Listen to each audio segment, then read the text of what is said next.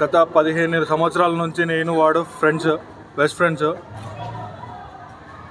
వాళ్ళ ఆఫీస్లో గత 9 సంవత్సరాల నుంచి జాబ్ చేస్తున్నాడు. నమ్మకంగా, అతి నమ్మకం. ఎంత నమ్మకంగా అంటే ఒక 10 మంది ఉంటే వీడికి ఒక 2-3 కలిసి ఆ ఎండీలు కలిసేసి మొత్తం వీడి చేతిలో పెట్టారు. మొత్తం పెట్టిన తర్వాత ఎంత నమ్మిరు, మస్తు నమ్మిరు. మొత్తం నమ్మకంతో నడుస్తుంది.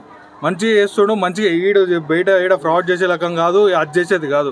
నలుగురికి మంచిగా చెప్పేటోడు, 4 మాటలు చెప్పి మాకు ధైర్యం ఇచ్చేటోడు. ఇట్లుండాలి, అట్లా వేయాలి, అట్లుండాలని చెప్పేసి అప్పులకు భయపడేటోడు కాదు. అసలు ఈయనకు ఉంది ఆస్తి లేదని కాదు.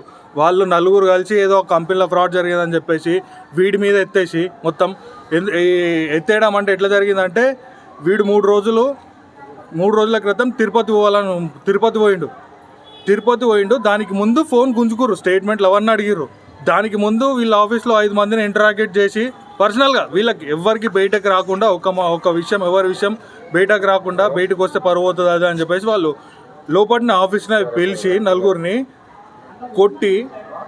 కొట్టి వాళ్ళ ఫోన్లు గుంజుకొని మొత్తం వాళ్ళ స్టేట్మెంట్లు, వాళ్ళ వాట్సాప్ చాట్లు ఇవన్నీ చెక్ చేసి పర్సనల్ ఏవైతున్నాయో ఆ పర్సనల్ దాంట్లోకి కూడా వెళ్ళిపోయారు. Personal family personals, private chats ఏవైతే ఉంటాయో అవి కూడా చెక్ చేసి ఇవేంది ఏమనుకుంటారు అని చెప్పేసి అసభ్యకరమైన మాటలు మాట్లాడినని చెప్పేసి మాతో చెప్పి బాధపడ్డాడు. తిరుపతి పోయేసి వచ్చిన తర్వాత వచ్చిండు నిన్న. ఈరోజు రమ్మన్నారు ఆఫీస్కి.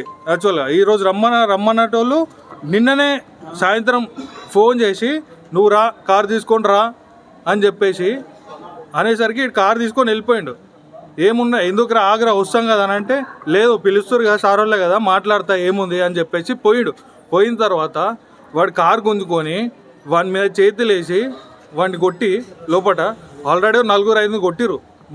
వీడిని కూడా కొట్టిర్రు లోపల.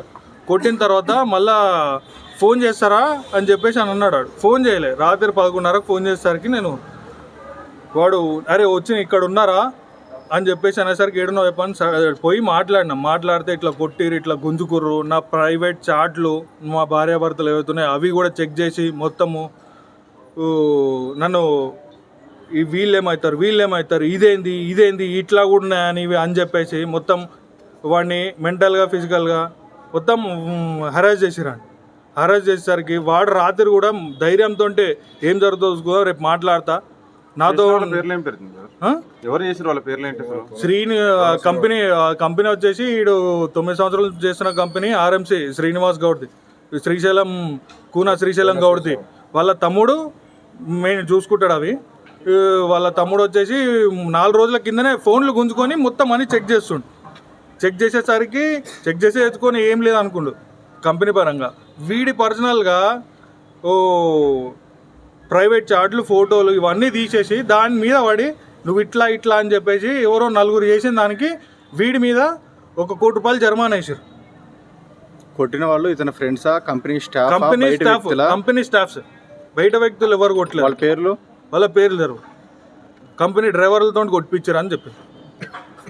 సూసైడ్ లెటర్ ఏమైనా రాసిండా? సూసైడ్ లెటర్ ఏం రాయలేదు. రాత్రి కలిసి మాట్లాడారు. ఈరోజు పోయి మాట్లాడదామని అన్నారు.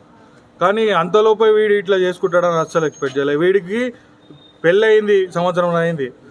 ఒక 26 రోజుల పాప ఉంది, పసిపాప. 26 రోజుల పాప 1వ తారీఖు పుట్టింది.